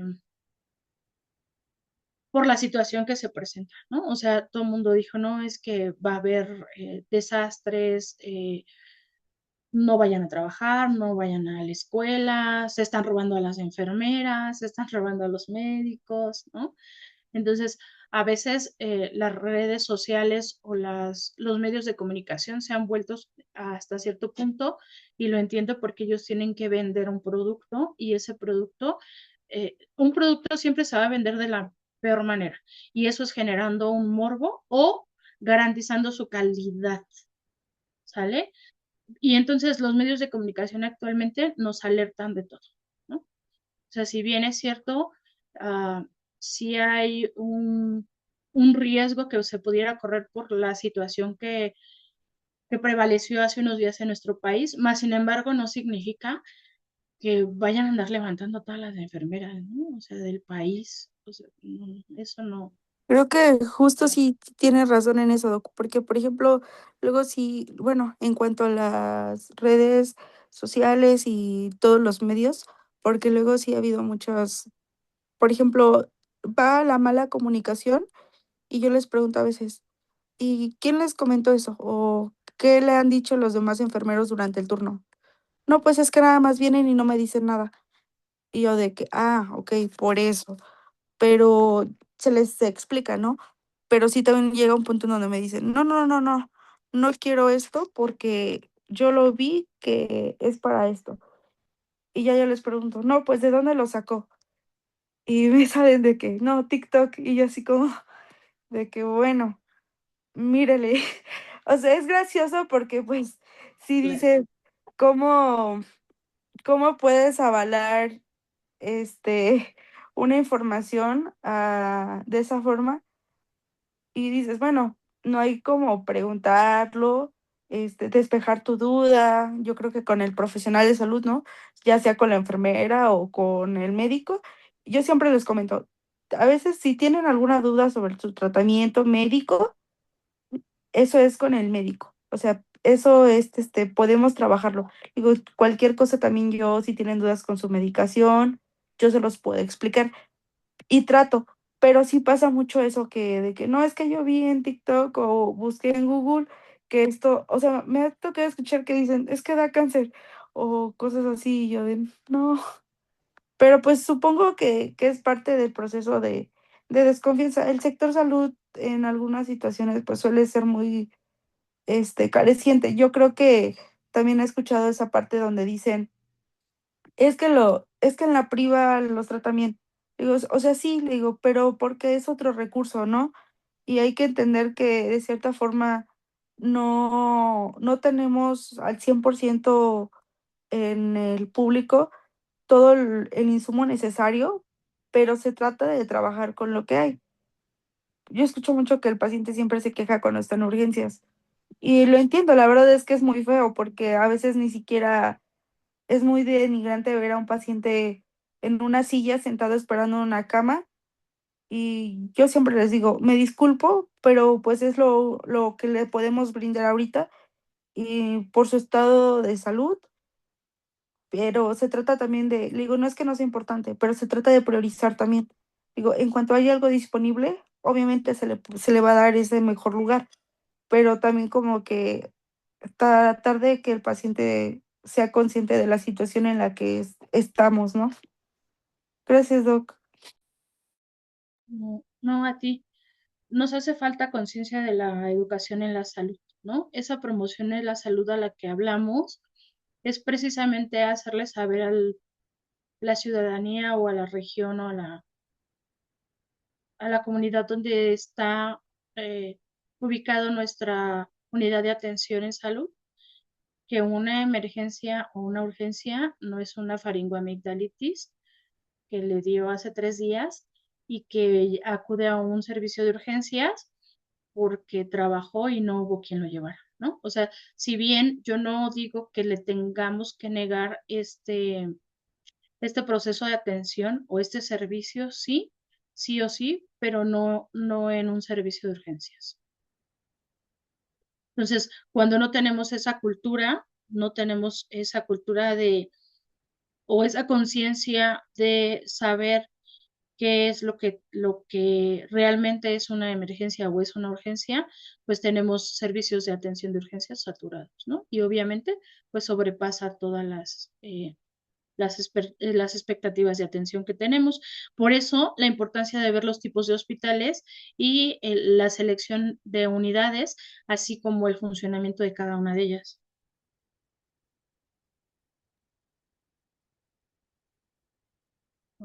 Dice aquí, y tienen culpa, ok. Sí, que sembraron el pánico acá en Jalisco fue un caos. Sí, si bien es cierto, pues sí, Perla tienen algunas situaciones delicadas donde sí tienen que, pues, dirigirse de una manera con mucha precaución, porque sí la seguridad va a disminuir, pero en realidad, pues yo creo que tomando medidas generales no tendrían por qué entrar en pánico, ¿no? O sea, creo que son medidas generales que tomamos siempre con respecto a la seguridad que tenemos en nuestro país. O sea, no es algo fuera de lo normal o fuera de lo común, que no deberíamos de normalizarlo, claro está, no normalizo la inseguridad de nuestro país, pero no es algo que no tuviéramos que hacer en otro momento, en otra situación, ¿no? O sea, creo que nada más es, pues, no salir tan tarde, no estar en lugares concurridos, y eso pues es por un periodo de tiempo, porque ahorita se tienen que ajustar muchas cosas en esa área que ya no vamos a platicar, ¿de acuerdo?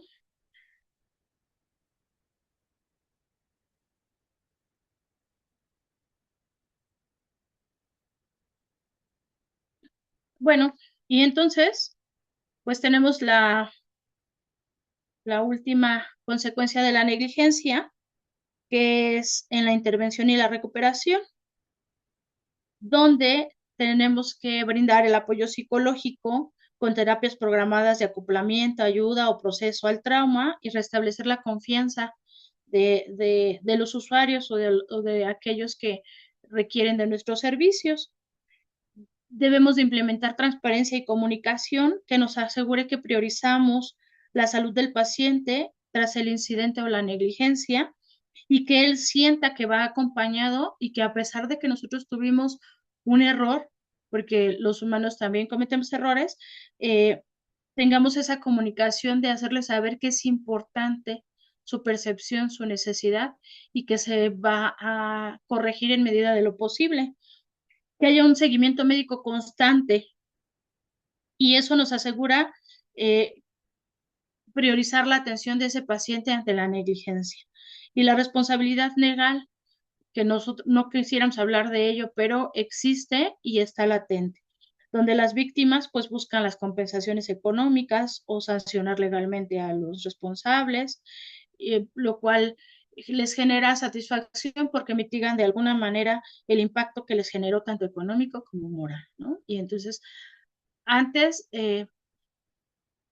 se aceptaba solo la reparación del daño, actualmente no, ¿no? Actualmente ya queremos llevar implícito o se quiere llevar implícito una acción legal para que pague pues las consecuencias de las negligencias que se ejercen. Entonces nos tenemos que conducir de manera más, de una manera más recta o correcta para no incurrir o no caer en estas desviaciones.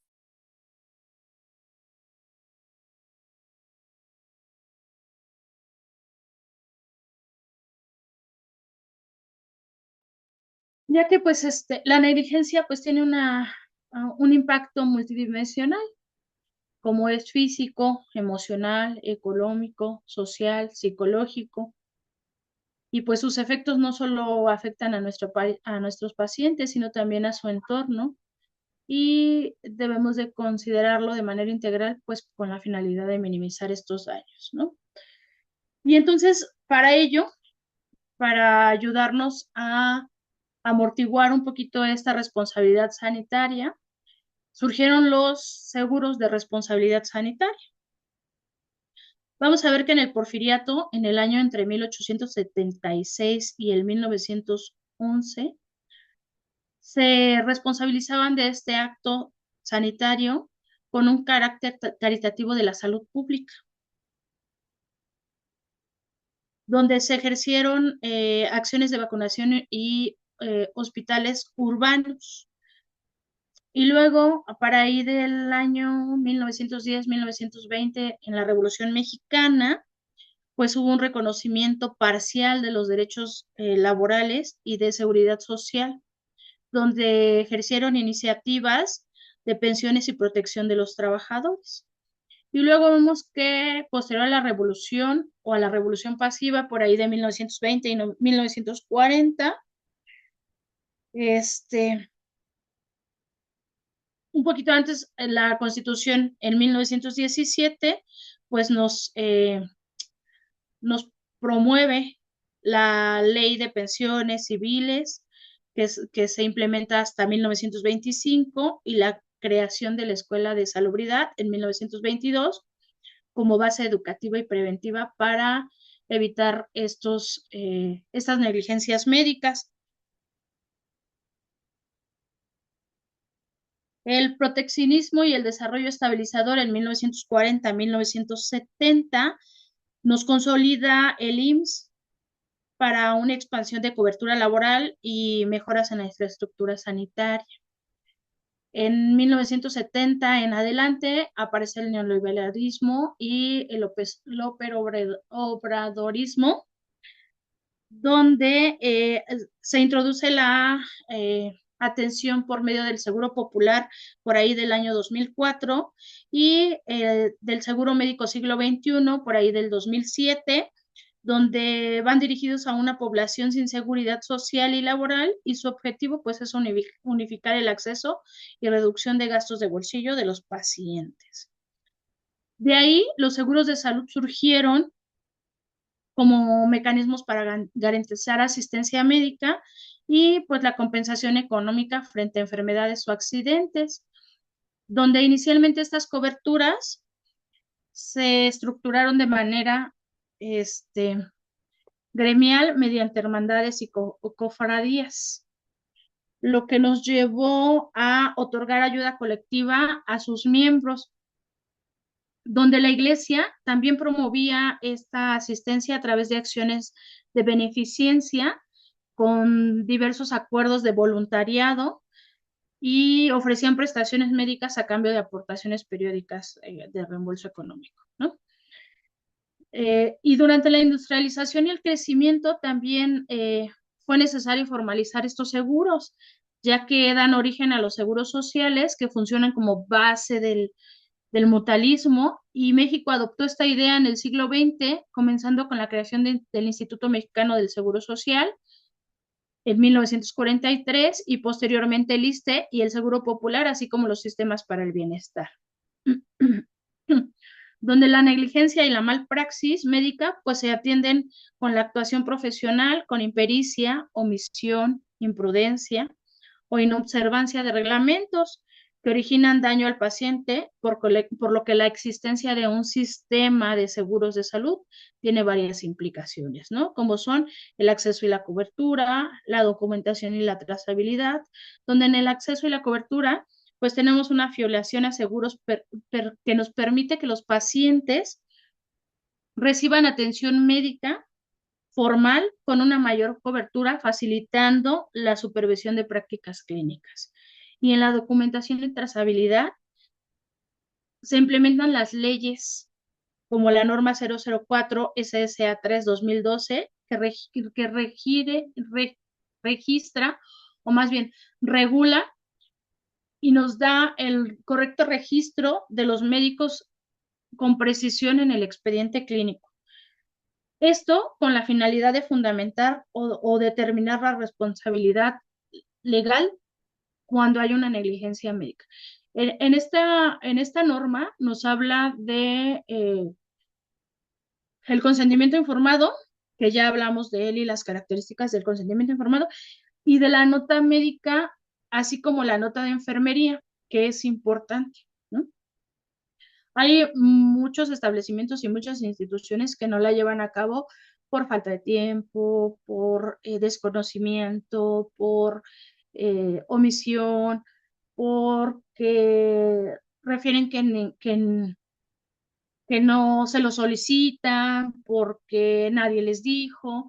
La realidad es que la norma, perdón, sí es muy puntual en ese sentido de los requisitos que deben de estar implementados en un expediente clínico, ¿sale? Y eso nos habla de una nota de enfermería. Si bien no hay como tal una herramienta validada aún, por ahí había se me olvidó ponérselas, pero por ahí había un formato que se decía que ese iba a ser el formato de la nota de enfermería, que iba a ser oficial, más sin embargo, como tal, no hay una herramienta que se diga, esta es la nota médica, la nota específica de enfermería que se debe de llevar a implementar así. ¿Existen las características específicas para la implementación y la realización de esta? Sí, sí existe. Lo que debe de llevar, sí, así como la nota médica y el orden que debe de llevar, así también para la nota de enfermería. Se me olvidó colocarlo, o más bien no lo pensé hasta ahorita que les empecé a hablar de ella, pero la siguiente clase les traigo el ejemplo que tengo y las características que tiene que tener una nota de enfermería. ¿Vale?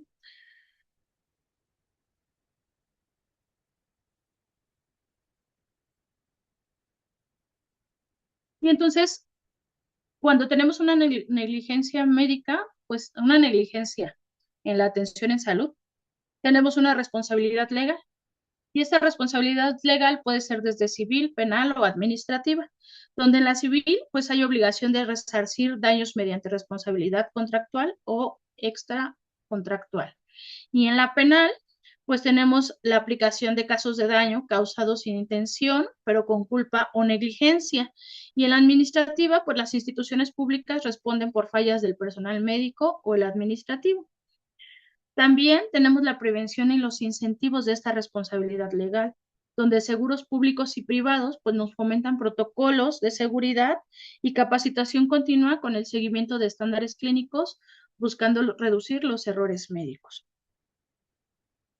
Un ejemplo es la tecnología o la telemedicina, donde la digitalización de expedientes y consultas remotas pues nos incrementan la complejidad de la responsabilidad y esto nos aumenta la probabilidad de litigios si no se cumple con la normativa y los protocolos.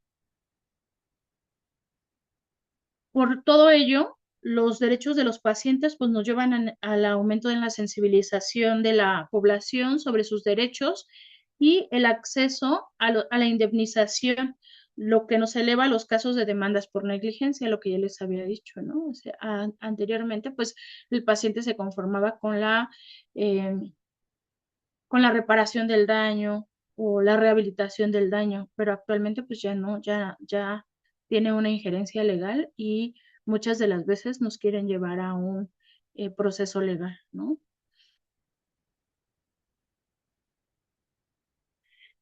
Algunas de las especialidades que tienen mayor riesgo en injerencia legal, pues son las más comunes como es cirugía general, ginecología. Estas dos concentran la mayor cantidad de demandas por malpraxis.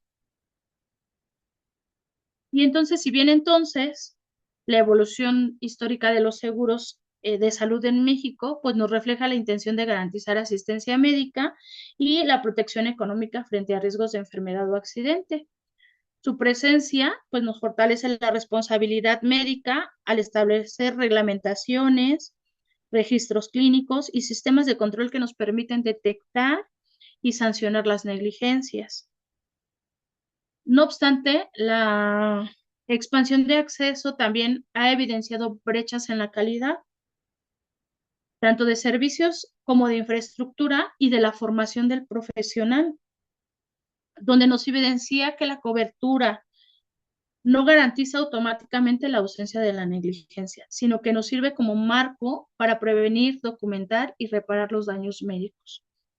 Los seguros de salud nos permiten institucionalizar hacia los individuos, creando la base legal y operativa que nos garantiza una atención médica y mitiga los riesgos de negligencia médica mediante normas, documentos y sistemas de responsabilidad directamente definidos, ¿no?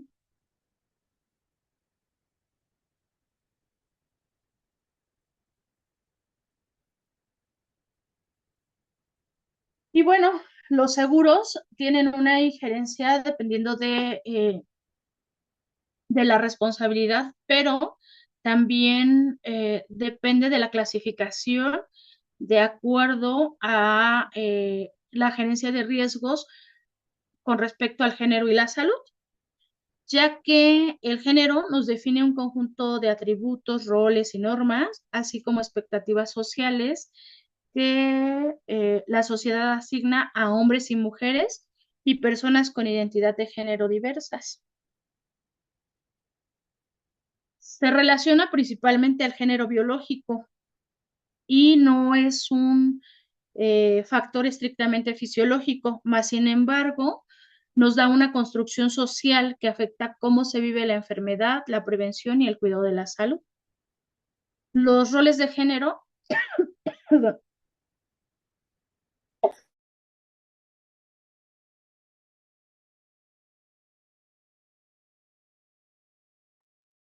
los roles de género nos determinan la exposición y la vulnerabilidad a la que se enfrentan los riesgos de distintos ámbitos de la salud.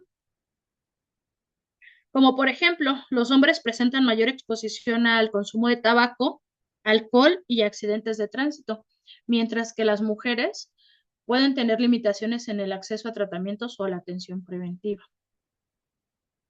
Las mujeres que suelen realizar las actividades cotidianas, tareas domésticas o de cuidado, tienen mayor implicación en la exposición a agentes químicos, a higiene deficiente o a una carga emocional elevada. Y los hombres a menudo enfrentan riesgos físicos en el trabajo o bien fuera del hogar. Y esto nos define las normas culturales sobre quién decide el acceso a la atención médica y puede retrasar la atención para las mujeres o bien limitar a ciertos grupos poblacionales que incluyen la diversidad de género. Entonces, todo esto en consideración de los seguros de riesgos va implícito en el costo o en la cobertura que tiene.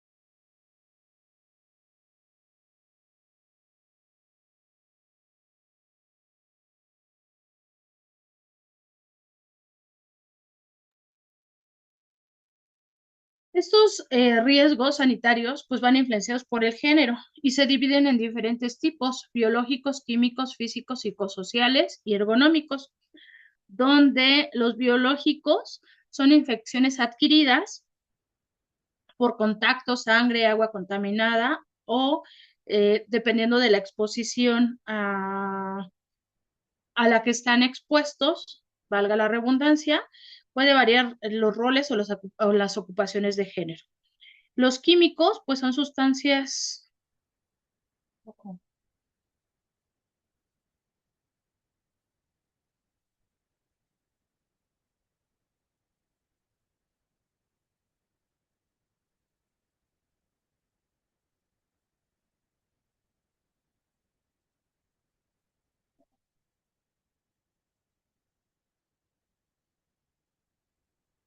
Los químicos son sustancias tóxicas, medicamentos, limpiadores o pesticidas con un enfoque que va diferenciado por tareas específicas. En los físicos encontramos los ruidos, las radiaciones o la temperatura extrema, donde los hombres pueden ser más expuestos a ellos en los entornos industriales y las mujeres en ciertas industrias de servicio. Los psicosociales, pues hablamos del estrés laboral, los acosos o violencia, y que afecta mayormente al sector de mujeres por el cuidado y la atención que ellas requieren. Y los ergonómicos, donde vamos a poner como ejemplo pues el área de la salud por la postura repetida o la carga física en el trabajo o bien el riesgo según la actividad o la labor que se realiza, ¿no? Por ejemplo, en algunos trabajos donde se requiere de la carga de peso, de muebles o de, no sé, por ejemplo, las personas que se dedican en las centrales de abastos, ¿no? A descargar a camiones o a cargar eh, bultos, pues ellos tienen implícito esta injerencia de daños ergonómicos y bueno, pues los seguros van dependiendo de estos riesgos sanitarios y eso implica un costo o bien una cobertura dependiendo de esto. Debe de haber una evaluación para la incorporación de esto, donde se identifican estos riesgos y son diferenciados. Y para ello se examinan tareas, ambiente laboral y la exposición según la ponderación de género o la ocupación a la que tenemos acceso. Se priorizan los riesgos observando si es mujer o es hombre y se evitan sesgos por percepciones culturales sobre trabajos femeninos o masculinos.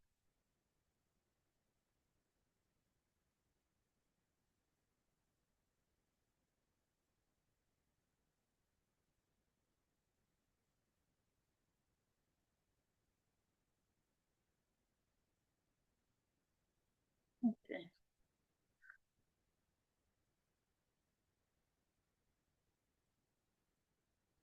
Hasta aquí va quedando claro lo que tiene la injerencia de la responsabilidad en servicios sanitarios.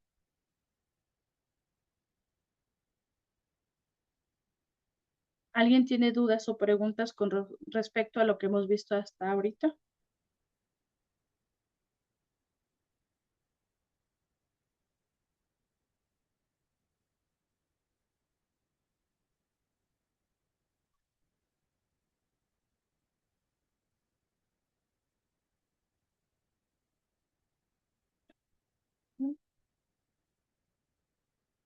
Bueno, pues es importante considerar que la negligencia tiene injerencias legales, que tenemos que tener un buen apego a la normatividad o a la legalidad de la buena praxis y que tenemos que guiarnos de acuerdo a normas y guías de práctica clínica y sin omisión del mismo, con la intención de evitar estas sanciones, porque la siguiente clase seguiremos viendo un poco de esto para terminar con este tema de lo que es la legislación y los deberes y ocupaciones, responsabilidades del área de enfermería con implicación legal.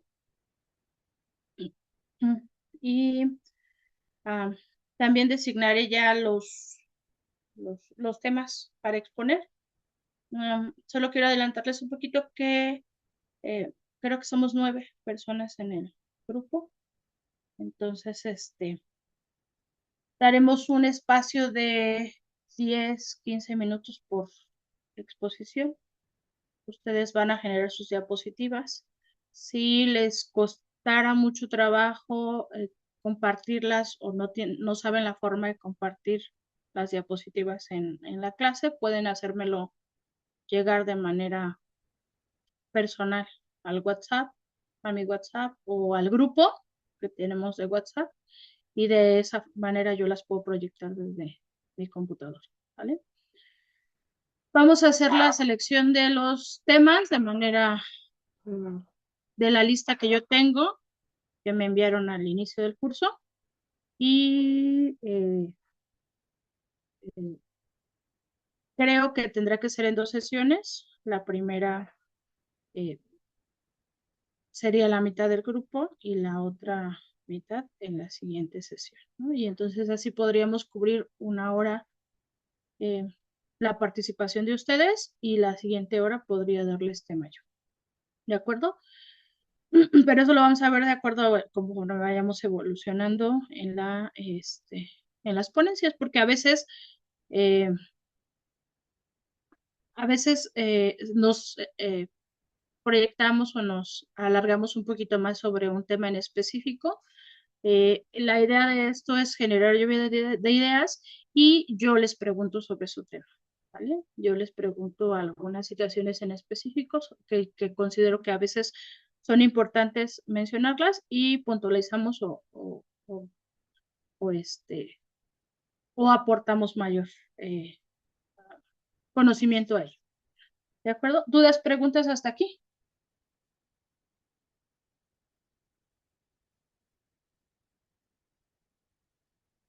Okay.